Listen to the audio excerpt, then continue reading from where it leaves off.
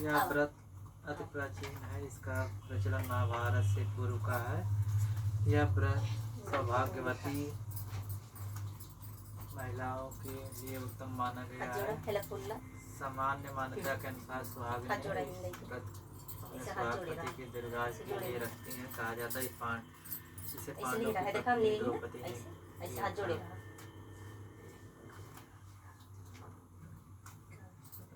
ना उठे के कथा करे एक बार शुरू करे के खाई लिया फुलवा गंदी बात।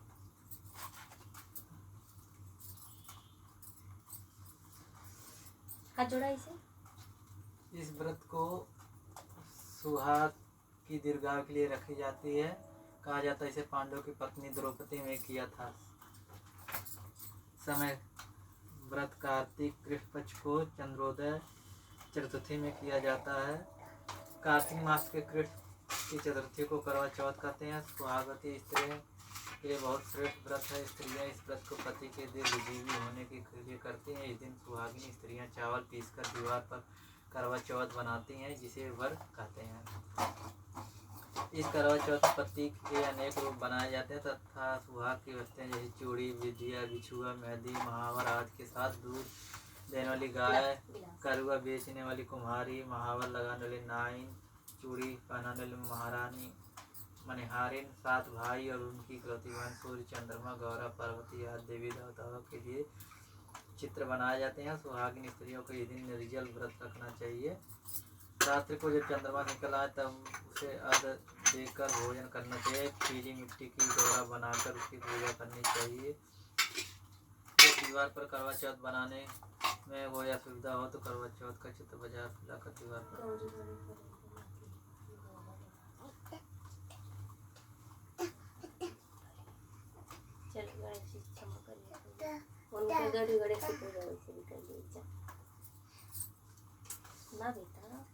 एक साहूकार था जिसके 7 बेटे और 1 बेटी थी। सातों भाई बहन एक साथ बैठकर भोजन करते थे। एक दिन कार्तिक की चौथ का व्रत आया तो भाई बोला बहन आओ भोजन करें। बहन बोली आज करवा चौथ का व्रत है, चाँद होने पर ही खाऊंगी। तब भाइयों ने सोचा चाँद होने तक बहन भूखी रहेगी, तो भाई ने दिया जलाया। दूसरे भाई ने छलनी लेकर उसे ढाका और नकली चाँद दिखाकर बहन से कहने लगा चल चाँद उगाया है, अर्घ ले ले। बहन अपनी भाभीयों से कहने लगी चलो अर्घ दे। तो भाभी बोली तुम्हारा चाँद उगा होगा, हमारा चाँद रात को उगेगा। बहन ने जब अकेले अर्घ दे दिया और खाने लगी तो वही ग्रास में बाल आ गया, दूसरे ग्रास में कंकड़ आ, तीसरा ग्रास मुँह की ओर किया तो उसकी ससुराल से संदेशा आया कि उसका पति बहुत बीमार, जल्दी भेजो। माँ ने तब लड़की को विदा किया और कहा रास्ते में जो भी मिले उसके पाँव लगाना और कोई सुहाग का आशीष दे तो उसे पल्ले में गांठ लगाकर उसे कुछ रुपए देना।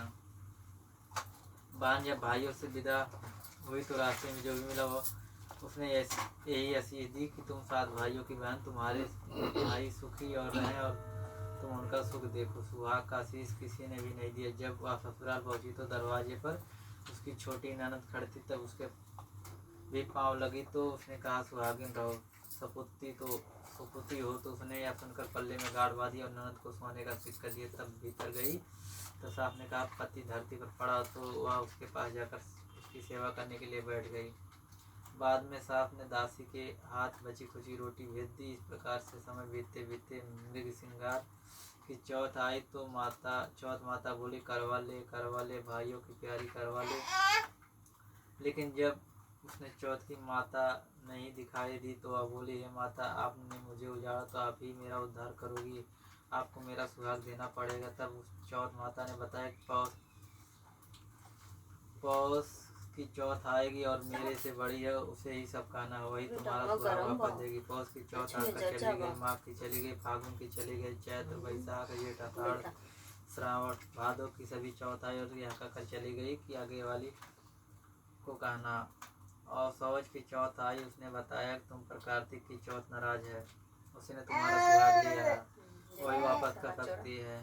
वह आएगी तो पाँव पकड़कर विनती करना, या बताकर भी चली गई।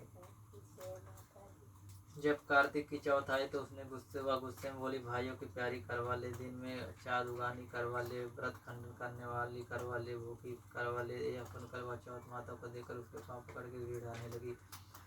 हे चौथ माता, मेरा सुहाग तुम्हारे हाथों में है, आप ही सुहागिन करे। तो माता बोली, पापिन हत्यारिन, पाप पकड़ कर क्यों बैठ गई? तब वह बोली, जो मुझसे भूल हुई उसे क्षमा कर दो, अब नहीं भूल करूंगी। तो चौथ माता ने प्रसन्न होकर आंखों से काजल, नाखूनों से मेहंदी और टीके से रोली लेकर छोटी उंगली से उसके माध्यम पर छूटा दिया। तो वह उठकर बैठ गया और बोला, आज मैं बहुत सोया। वह बोली, क्या सोए, मुझे तो 12 महीने हो गए, आप जाकर चौथ माता ने मेरा सुहाग लौटाया। तब उसने कहा, जल्दी से माता का पूजन करो। जब चौथ की कहानी सुनी, करवा का पूजन किया, तो प्रसाद खाकर दोनों पति पत्नी चौपड़ खेलने बैठ गए। नीचे से दासी अपने उन दोनों को चौपड़ पासे से खेलते देखा, तो उसने सासू जी को जाकर बताया। तब सारे गांव में यह बात प्रसिद्ध हो गई कि स्त्रियाँ चौथ का व्रत करें और सुहाग अटूट रहेगा। जिस तरह साहूकार की बेटी का सुहाग दिया, उसी तरह चौथ माता सबको सुहागिन रखे। यही करवा चौथ उपवास की सनातन महिमा है। करवा चौथ व्रत 2। अति प्राचीन काल की बात है। एक बार पांडवों और पुत्र अर्जुन तप करने के लिए नीलगिरी पर्वत पर चले गए। उधर पांडवों पर अनेक मुसीबतें पहले से थी। इससे द्रौपदी ने सो विहल हो कृष्ण की आराधना की। कृष्ण भक्ति ने पूछा, कहो क्या कष्ट है? प्रभु, द्रौपदी ने हाथ जोड़कर कहा, मुझे क्या कष्ट है, आप तो स्वयं जानते हैं, आप तो अंतर्यामी हैं, मुझे कष्टों के बोझ से विहल कर दिया। क्या कोई ऐसा होगा जिससे इन कष्टों से छुटकारा मिल सके? तुम्हारा प्रश्न अति उत्तम है। द्रौपदी कृष्ण को बोले, प्रभु, मुझ पर दुखी नारी का कष्ट दूर करने का उपाय बताए। द्रौपदी ने पूछा, ये प्रश्न एक बार पार्वती जी ने शिव जी से कर दिया था। तब शिव जी ने करवा चौथ का विधान बताया था। फिर प्रभु, करवा चौथ की जानकारी मुझे भी दीजिए और उसकी कथा कहिए। तब श्री कृष्ण ने एक पल सोचने के बाद कहा, सुख दुख तो संसार माना जाता है, प्राणी उसमें सदा ही लिप्त रहता है। मैं तुम्हें अति उत्तम करवा चौथ व्रत की कथा सुनाता, इसे ध्यान से सुनो। प्राचीन काल में गुणी विद्वान धर्मपरायण एक ब्राह्मण रहता था। उसके 4 पुत्र तथा एक गुणवती सुशील पुत्री थी। पुत्री ने विवाहित होकर चतुर्थी का व्रत किया, किंतु चंद्रोदय से पूर्व उसे क्षुधा ने बाध्य कर दिया। इससे उसके स्नेही भाइयों ने छल से पीपल की आड़ में कृत्रिम चंद्रमा बनाकर दिखा दिया। लड़की ने अर्घ दे दिया, भोजन कर लिया। भोजन करते उसके पति की हृदय गति बंद हो गई। इससे दुखी हो उसने अन्न जल त्याग दिया और उसी रात्रि में इंद्राणी भूरिचरण करने आई। ब्राह्मण पुत्री ने उसे अपने दुख का कारण पूछा। इंद्राणी ने बताया, तुम्हें करवा चौथ व्रत चंद्र दर्शन से पूर्व भोजन कर लेने से यह कष्ट मिला। तब उस लड़की ने अंजल बांधकर विनय की, इससे मुक्ति होने का कोई उपाय बताइए। इस पर इंद्राणी ने कहा, तुम विधि पूर्वक अगली करवा चौथ का व्रत करो तो तुम्हारे पति पुनर्जीवित हो जाएंगे। कन्या ने ऐसा करने का वचन दिया तो उसका पति स्वस्थ हो गया। इस पर कन्या ने वर्ष और प्रत्येक चतुर्थी का व्रत किया, अनंत अखंड सुहाग प्राप्त किया। श्री कृष्ण ने कहा, हे द्रौपदी, यदि तुम इस व्रत को करोगी तुम्हारे सभी कष्ट टल जाएंगे। इस प्रकार द्रौपदी ने यह व्रत किया और पांडव सभी क्षेत्र में विजयी हुए। इस प्रकार सौभाग्य, पुत्र, दात्रे और धन धान्य की इच्छुक स्त्रियों को यह व्रत विधि पूर्वक करना चाहिए। व्रत में भगवान शंकर की आरती की जाती है। करवा चौथ व्रत 3।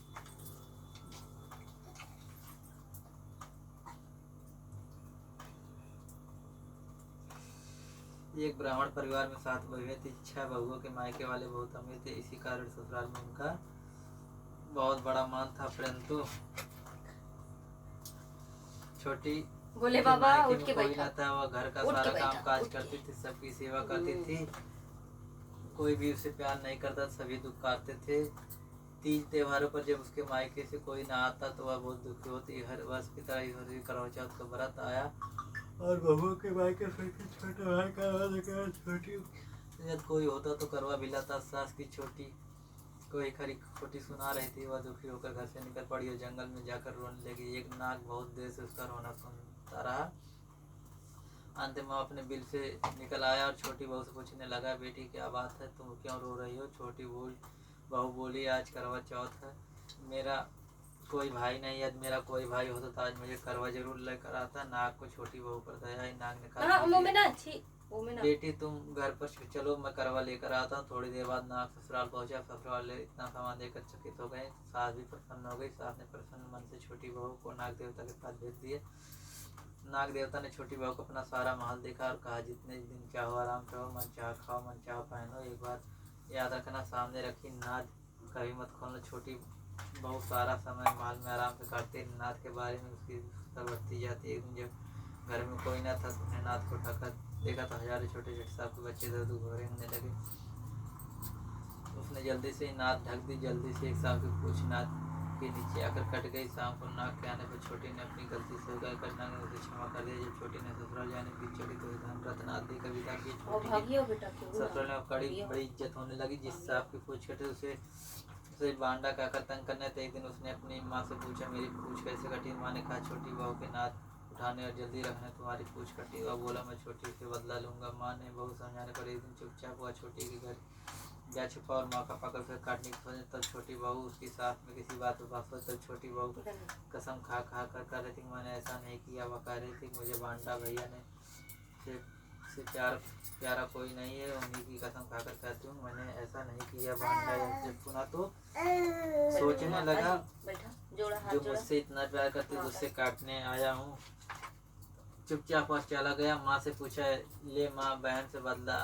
या वह कहने लगा, माँ बहन से कैसे बदला? तभी बांडा भाई और छोटी बहन हुए। भाई प्रतिवर्ष चौथ के दिन करवा लेकर जाता और बहन बड़े प्यार से करवा चौथ की व्रत करती। करवा चौथ व्रत कथा 4 नंबर।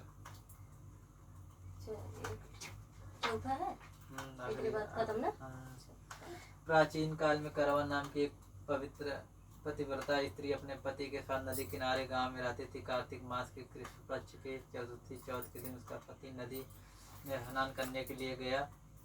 स्नान करते समय एक मगरमच्छ ने उसका पैर पकड़ लिया और करवा करवा नाम लेकर जोर से अपनी पत्नी को पुकारने लगा। उसकी आवाज़ सुनकर उसकी पत्नी दौड़ कर आई। उसने मगर को कच्चे धागे से बांध दिया। मगर को बात करवा यमराज के यहाँ पहुंची और यमराज से बोली, भगवान मगरमच्छ ने मेरे पति का पैर पकड़ लिया था। पैर पकड़ने के अपराध में अपने बल से यमराज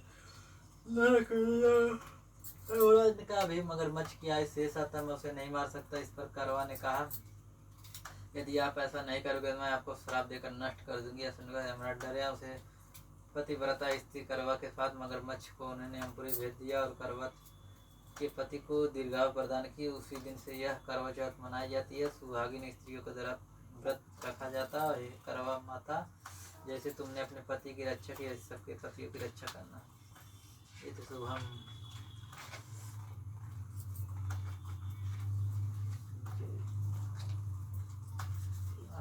गणेश जी जय गणेश जय गणेश जय गणेश देवा। माता जकी पार्वती पिता महादेव। पान चढ़े फूल चढ़े और चढ़े मेवा। लड्डुअन के भोग लगे संत करे सेवा। जय गणेश जय गणेश जय गणेश देवा। एक दंत दयावंत चार भुजाधारी। माथे सिंदूर सोए मूस की सवारी। अंधन को आँख देत कोढ़िन को काया। बाझन को पुत्र देत निर्धन को माया। जय गणेश जय गणेश जय गणेश देवा। माता जकी पार्वती पिता महादेव। हार चढ़े फल चढ़े और चढ़े मेवा। सूर्य श्याम शरण आए सुफल कीजिए सेवा। जय गणेश जय गणेश जय गणेश देवा। की पार्वती पिता महादेवा। दीनन की लाज रखो शंभु सुत बारी। कामना को पूरा करो जग बलिहारी। जय गणेश जय गणेश जय गणेश देवा। माता जकी पार्वती पिता महादेवा।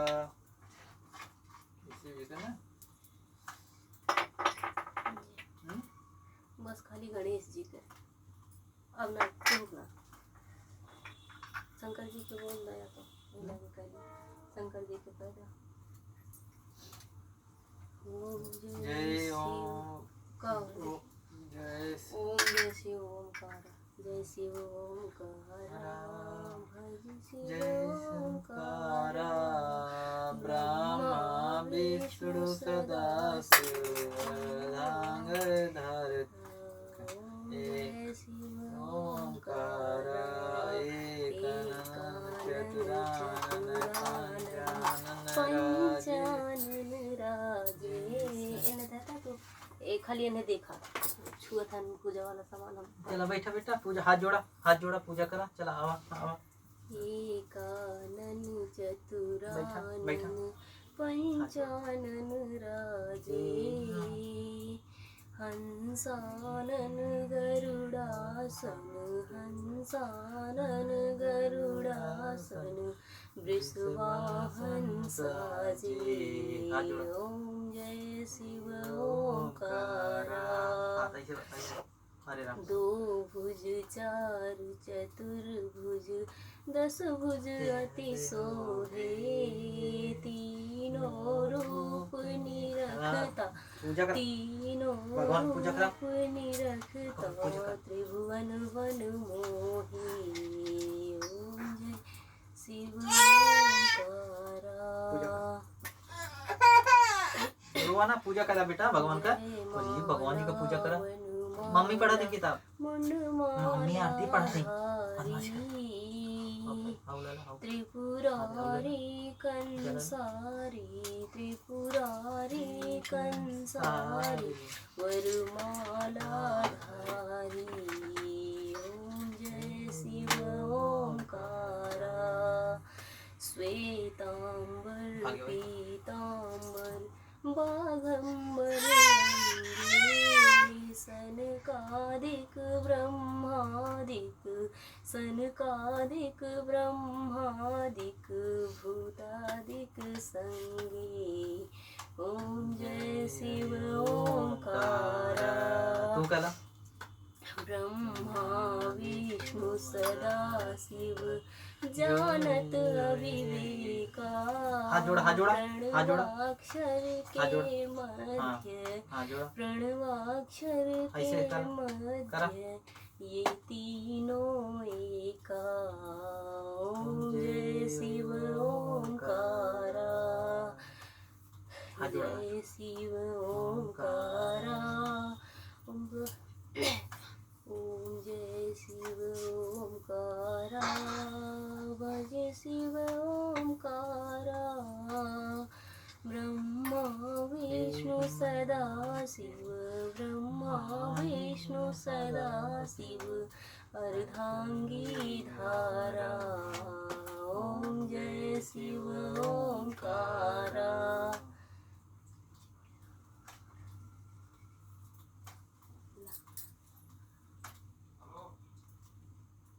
तू लैला दिया जय केला हाथ जोड़ा जय करा। हाँ जय भोलेनाथ जय गणपति महाराज जय गणपति बप्पा।